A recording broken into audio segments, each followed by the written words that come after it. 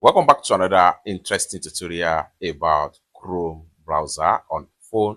In this video, I will show you how to add website shortcut in your Chrome browser. Let's go. So the very first thing you want to do is to go ahead and open up your Chrome browser.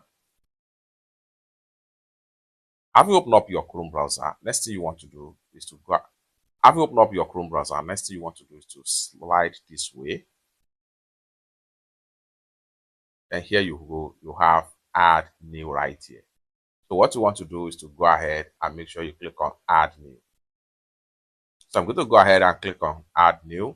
Then you have it right here. So you can enter the website name right here. So I can say Netherland. It can be any website as the case may be. Then come to the address bar right here. Enter the website name right here. Netherland.com. That's the website name. Next thing you want to do is go ahead and click on save right here.